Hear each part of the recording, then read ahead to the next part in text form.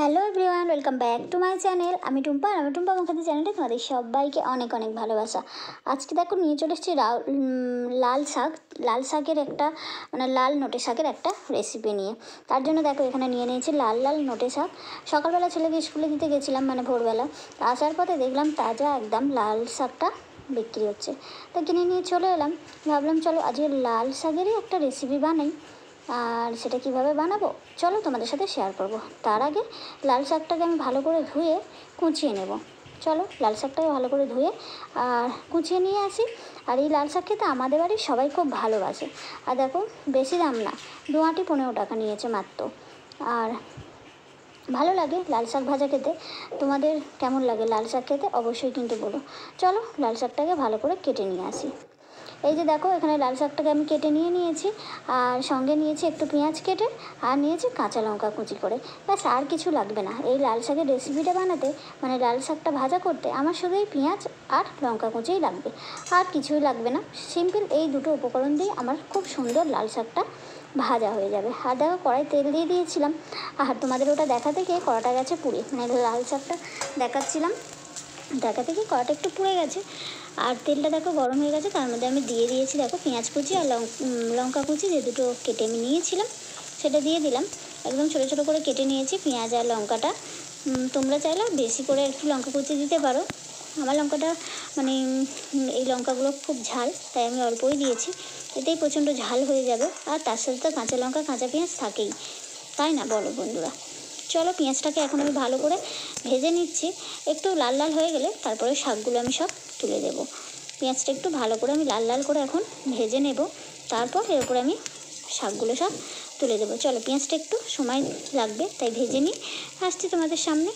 এই যে দেখো ভেজে নিয়ে চলে এসেছি, দেখতেই পাচ্ছ কতটা সুন্দর ভাজা হয়েছে, একদম লাল লাল করে ভেজে নিয়েছি। এখন সবটা শাক ধরবে না একসাথে, যেহেতু শাকটা অনেকটাই, 2 আঁটি শাক হলে কী হবে, অনেকটাই শাক, অল্প অল্প করে দেবো, তারপরে আবার অল্প তুলে দেবো। শাক তো কমে যায়, কড়াই দিলে এক্ষুনি কমে যাবে গরমের তাপে।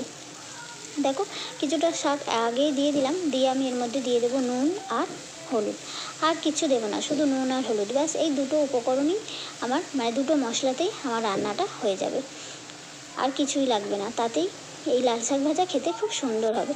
একটু সময় ধরে শুধু নাড়তে হবে। এই যে দেখো দিয়ে দিলাম হলুদ গুঁড়ো আর দিয়ে দেবো নুন, ব্যাস আর কিছু লাগবে না।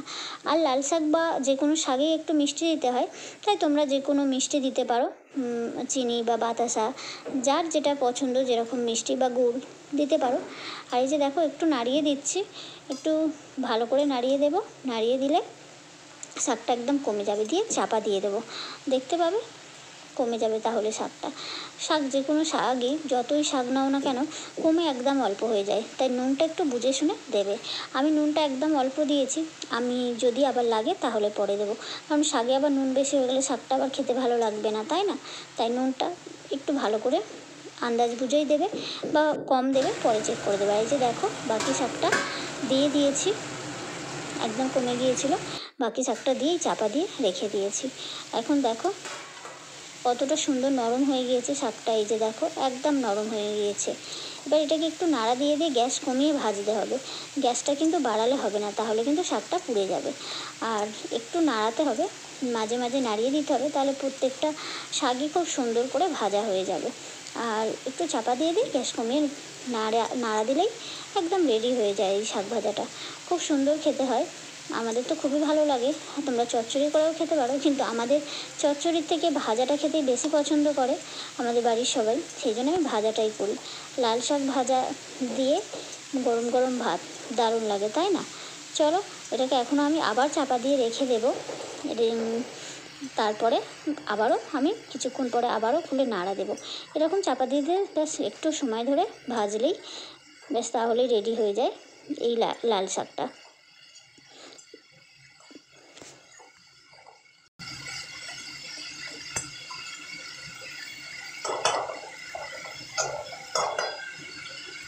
আর এখন দেখো এর মধ্যে আমি দিয়ে দেবো বাতাসা। তোমরা চাইলে চিনি দিতে পারো, বা যাদের যেরকম যা ইচ্ছা মিষ্টি দিতেই পারো।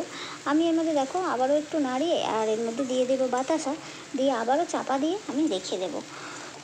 চিনিটাও দেওয়া যায়, কিন্তু আমি আজকে চিনিটা দেবো না, কারণ আমি পুজো করি, সেই পুজোর অনেক বাতাসা জমে যায়, সেগুলোই এরকম চাটনি বা আমি শাকে বা যে কোনো রান্নাতে ব্যবহার করে নিই। এই যে বাতাসাগুলো দিয়ে দিলাম, এগুলো আমার পূজারই বাতাসা। তোমরাও এরকম করতে পারো, পূজার বাতাসা অনেক সময় নষ্ট হয়ে যায়, নষ্ট না করে এভাবে যদি তুলে রেখে দাও কিছুক্ষণ পর, ঠাকুরকে প্রসাদ দেওয়ার পর কিছুক্ষণ পরে যদি তুলে রেখে দাও, আর অবশ্যই কিন্তু আমি বাতাসাটা ধুয়ে নিয়েছি, যেহেতু ঠাকুরের কাছে দিই, কখন কি টিকটিকে বা আরশোলা বেরিয়ে যায়, সেই জন্য কিন্তু বাতাসাটা ধুয়েই তারপর আমি শাকের মধ্যে দিয়েছি। তোমরাও কিন্তু ধুয়ে শাকের মধ্যে দেবে। আর দেখো চাপা দিয়ে রেখে দিয়েছিলাম, আর বাতাসা যেহেতু দিয়েছি দেখো কীরকম একটু জল জল ভাব হয়েছে, যেহেতু বাতাসা দিয়েছি তাই আবারও কিছুক্ষণ একটু নাড়াতে হবে, একটু সময় ধরে নাড়ালেই ব্যাস রেডি হয়ে যাবে। একটু না নাড়ালে বাতাসার যে জল ভাবটা, বাতাসা বা চিনির যে জল ভাবটা থাকে না, সেটা ওঠে, সেটা আবার একটু নাড়িয়ে নিলে ব্যাস শাকটা কিন্তু দারুণ খেতে হয়ে যায়। আর এই মিষ্টিটা না দিলে না শাক আমাদের অতটা খেতে ভালো লাগে না। তোমাদের কার কার শাকে মিষ্টি ছাড়া খাও কমেন্ট করো তো। অনেকেই শুনেছি শাকে মিষ্টি খায় না, কিন্তু আমার মনে হয় শাকে মিষ্টি দিলে, মানে শাক পাতাতে মিষ্টি না দিলে সেই শাক পাতাটা মানে ঘাস ঘাস মনে হয়, খেতে ভালো লাগে না, কিন্তু একটু মিষ্টি দিলেই কিন্তু তার স্বাদটা আলাদা হয়ে যায়। চলো আমার রেডি হয়ে গেছে একদম শাক ভাজাটা, এখন তুলে নেব, ব্যাস তাহলেই হয়ে যাবে। খুব সুন্দর কিন্তু হয়েছে, দেখতে পেয়েছো? এক কড়া শাক ছিল, এক কড়ারও বেশি শাক ছিল, সেটা কমে দেখো কতটুকু হয়ে গিয়েছে। আর এই শাক গরম গরম মানে মোটামুটি আমাদের শুধুও খাওয়া হয়ে যায়, ভাতের সাথে তো খাই, আর গরম গরম শুধু খেতেও ভালো লাগে এরকম একটু মিষ্টি দিয়ে ভাজলে। এই যে দেখো আমি তুলে নিয়েছি একদম থালার মধ্যে, সাথে নিয়েছি পেঁয়াজ আর লঙ্কা, পেঁয়াজ লঙ্কা দিয়ে শাক ভাজা আর ভাত খেতে কার কার ভালো লাগে অবশ্যই কিন্তু কমেন্ট করো। চলো আজকের মতো আমার ভিডিওটা এখানেই শেষ করছি। তাহলে আজকের আমার এই লাল শাকের রেসিপিটা কেমন লাগলো অবশ্যই কিন্তু কমেন্ট করে বলতে ভুলো না। বাই বন্ধুরা, আবারও আসবো তোমাদের কাছে। সবাই ভালো থেকো।